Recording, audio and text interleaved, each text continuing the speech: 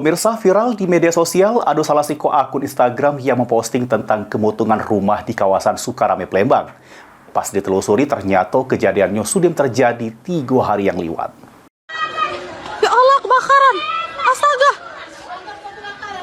Beredar di media sosial tentang kejadian kemotongan yang diposting oleh akun @plglip yang nyebut ke adanya kemotongan di Jalan Mayor Surbi, Palembang. Pas ditelusuri oleh tim liputan PAL TV, tempat kejadiannya tidak sesuai dengan caption yang diposting. Kemotongan ini terjadi di Jalan Perdamaian Lorong Sukadamai 1, Kelurahan Sukajaya, Kecamatan Sukarame, Palembang, 3 hari yang lewat, tepatnya pada Kamis menjelang berbuka puasa. Ketua RT setempat nyebut ke diduga api berasal dari korsleting listrik dari jero kamar rumah korban. Pas kejadian, penghuni rumah lagi di rumah wong tuanya yang tidak jauh dari rumah korban. Pas api muncul, warga sekitar gotong royong mati ke api dengan banyu seadonyo. Ini kondisi rumah disegel palang kayu karena penghuni rumah memilih mengungsi ke tempat wong tuanya. Kejadiannya hari apa, Pak? Malam Jumat, Kamis malam Jumat. Sekitar jam berapa, Pak?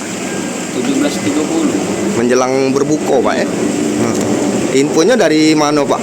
Asal apinya, Pak? Dari listrik itu. Listrik dari? Apa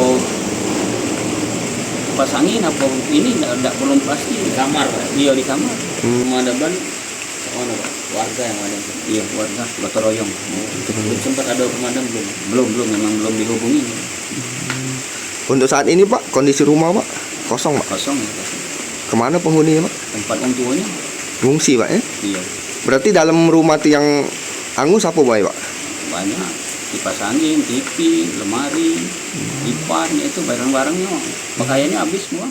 Tidak ada korban jiwa jero kemotongan ini, namun pemilik rumah mengalami kerugian mencapai ratusan juta rupiah. Mulyadi, PAL TV.